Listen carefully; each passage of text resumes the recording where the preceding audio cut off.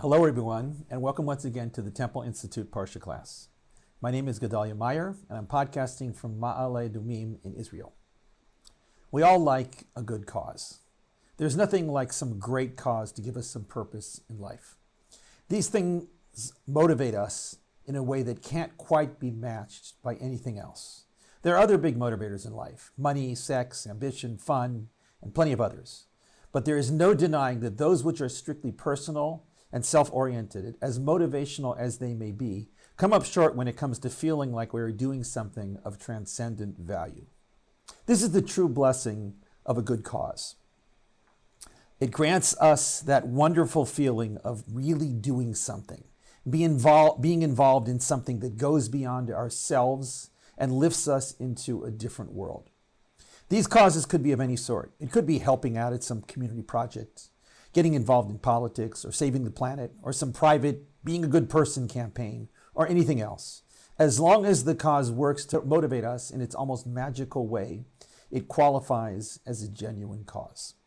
Religious causes are classics in this regard. Nothing hits the spot like joining with other like-minded people who share a devotion to a belief. Religious causes, in a sense, are their own justification. They have no need for external approval of the cause, such as it being politically in vogue or socially cool. They do not require support from some online group or a boost from a big-name personality. They have the backing of the deity that all the participants worship, and that is enough. There is nothing quite like having God on your side. This week's parsha is called Yitro. That strange-looking word is actually a name. It is the name of the father-in-law of Moshe, and is better known in English as Jethro. The parsha actually has very little to do with him. He is there at the beginning, but vanishes pretty soon and isn't heard from again by this name in the rest of the Bible. It is a little strange how such a seemingly inconsequential character can get a parsha named after him, but someone as important as Abraham, Isaac, Jacob, or Moshe is not enshrined with such an honor. Almost the entire parsha deals with essentially one subject: the build-up and the giving of the Ten Commandments. This is such a big deal that everyone knows this parsha, which is named after this little-known personality, as the parsha of the Ten Commandments. It is hard to imagine anything in all of human history that can compete with the Ten Commandments in terms of lasting significance and influence. They may no longer be included in the law codes of nations of the world, but many of them form the background of much of those codes. If one were asked today to present the 10 fundamental rules that humanity should live by, it is doubtful that it would match the 10 Commandments.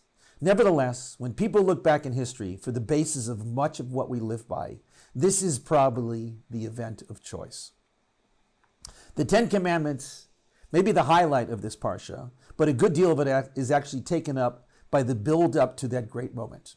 This takes up an entire chapter in the Torah. There's a lot of thunder and lightning and all that, and a considerable amount of advanced preparation. This was not simply showing up at an event like a concert or a ball game. It was being a participant in what is perhaps the greatest event in human history.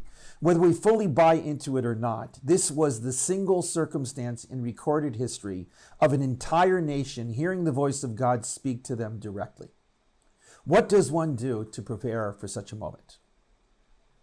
There is a lot of back and forth from God to Moshe to the people. Moshe goes up and down Mount Sinai a few times, each time either receiving messages from God to relate to the people or reporting to God the condition of the people. It seems that there was a total of 3 days that were needed for the final preparation. This involves some ritual purification and getting into the general state of holiness. On the third day, things reached a crescendo, with the thunder and lightning, the blowing of the ram's horn, and a good deal of smoke and fire. One almost gets the impression of a volcano about to erupt. A detail that frequently gets overlooked in all this was the delineation of borders where everyone should be. The purpose of this was to keep the people from getting too close to the core of the action, the peak of the mountain and the presence of God. Everyone had to stay at the base of the mountain where they could witness things from a comfortable distance. Even the priests, who were more accustomed to dealing with God's presence in some manner, had to abide by this restriction. Finally, when the borders had been established and everyone was in their proper place, the voice of God was heard. Before all this preparation got underway, God clued Moshe in to what was about to transpire. These instructions, although they may appear like nothing more than simply setting up the scene, are actually of great significance. These were the words that Moshe was to use to inform the Israelites of the great moment in history that they were to be a part of. Quote, "You have seen what I did in Egypt, how I carried you on the wings of eagles and brought you to me. And now, if you listen to my voice and uphold my covenant, you shall be to me a treasure among the nations, for all the earth is mine. And you shall be a kingdom of priests and a holy nation. These are the words that you shall speak to the Israelites." Well, there's much in this little speech that could be discussed. We are going to zero in on what is probably the most famous phrase and also the most controversial. This is that bit about being a treasure among the nations and a kingdom of priests and a holy nation. It is because of descriptions like this that the Jews became so famous throughout the world, much beyond their numbers and their direct role in history. It is not just any group, religious or national, that gets this description. To be called a treasure among the nations is to have to live up to a great reputation, one that is perhaps undesired or even resented. To be called a holy nation is to be set apart from all others, a calling that is guaranteed to produce animosity and hatred. This is the first incidence of the concept of the chosen people in the Bible. The word treasure, as applied to the Israelites, comes up a few more times in the book of Deuteronomy.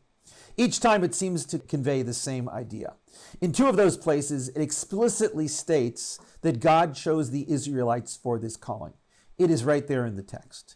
How are we supposed to understand this strange description? While it is undeniably famous and has stood the test of time in a manner that seems to defy common sense, there is no getting around the problems associated with this phrase and the idea that it conveys. How could God choose one group over everyone else? How could one group be so brash as to claim this unique status? These are not easy questions to answer. Most Jewish authorities have either avoided the question altogether or wrote about them in a manner that was strictly in-house without having to worry about what outsiders might think. But the questions are still there whether we acknowledge them or not. What does it mean to be a chosen people? In the Torah itself, there are clues. First is the overall description, quote, "a kingdom of priests and a holy nation." Second is the qualification required to become chosen, listening to the voice of God and upholding the covenant. Third is this crucial but rather vague statement of, quote, "for all the earth is mine." What does that really mean, and how does it justify in any way the idea that the Israelites are to be a treasure among the nations? Somehow between all these clues, we have to arrive at an answer. Perhaps there's a way out of this maze. Chosen was never meant to be an automatic status, like being born a citizen of a country. It is not the same as being a Jew is today, which is essentially automatic if one's mother is Jewish. It was dependent on very specific circumstances, namely listening to God and upholding the covenant. If those two requirements were fulfilled, things could move to the next step, that of being a kingdom of priests and a holy nation. This is not a walk in the park. This can only come about if they truly listen to the voice of God. Listening with half an ear, or going about upholding the covenant when it was convenient, but ditching it otherwise, would simply not do. This was an all or nothing proposal. To be a holy nation meant to be in all the way. There is no halfway holiness.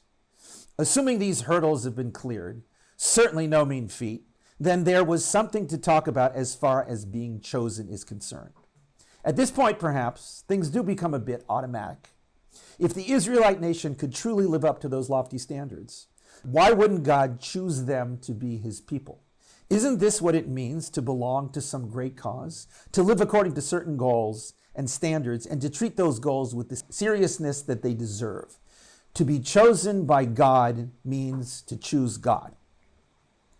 That final clue, quote, "for all the earth is mine," zeroes in on this very idea. The earth is God's.